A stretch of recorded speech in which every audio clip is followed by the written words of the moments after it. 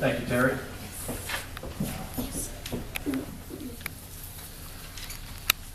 Good morning. Thank you for coming. I'm sure most of you or some of you struggled with whether or not to make it to this last-minute event.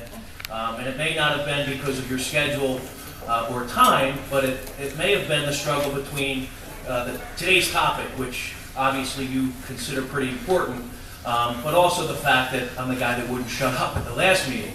So you're probably going to get stuck here today. The good news is we do have some great information for you. The bad news is, if you remembered what I said the last time about being extremely nervous when I speak before a crowd, after I speak before a group one time, then I'm very relaxed. So today you're in for quite a treat.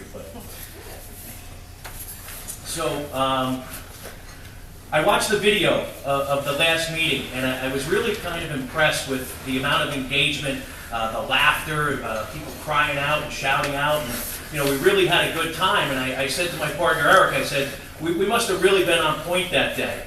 And, he assured me that no, it was in fact that you folks sneak in bottles of booze, I guess, in your pocketbooks and jackets and stuff. And so I decided to join you today, having a little vodka up here.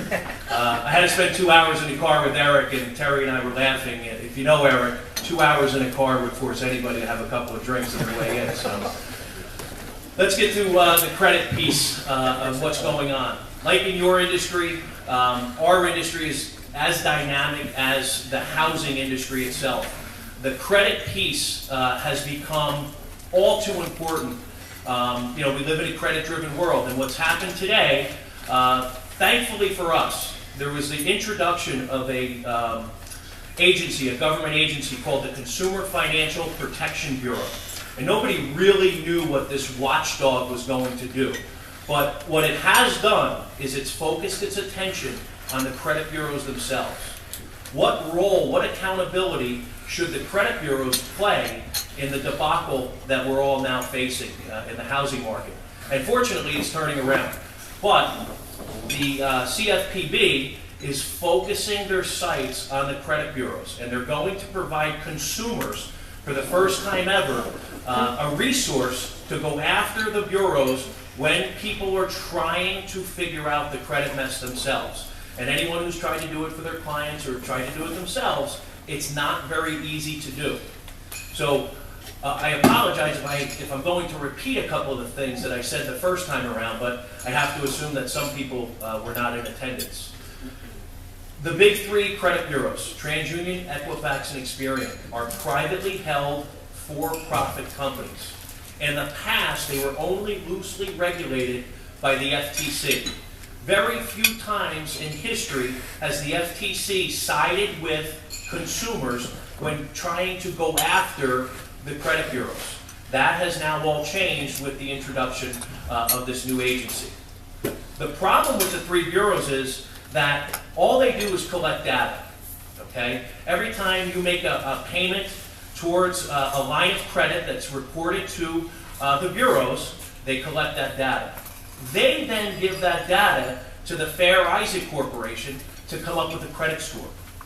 Right now, the bureaus are kind of starting to take a second look at whether or not they should actually be paying FICO to generate these scores. And that's where you now have the introduction of a Vantage score, which has done nothing but make everyone's lives more confusing. Because your clients may be coming to you looking to purchase a home because they have an 890 credit score. That should be a red flag right there, because the FICO score only goes to an 850.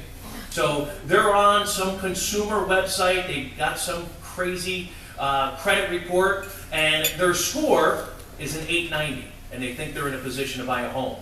So you, as a professional and a realtor, have to be able to decipher and distinguish between what those scores are. And I will tell you that 99.9% of the time, if they have a consumer report, it is not a FICO score.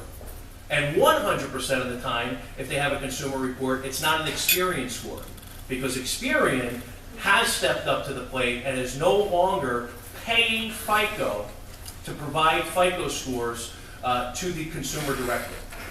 So those are big things to consider when you're talking about working with a potential buyer. What kind of credit score do they have? What kind of credit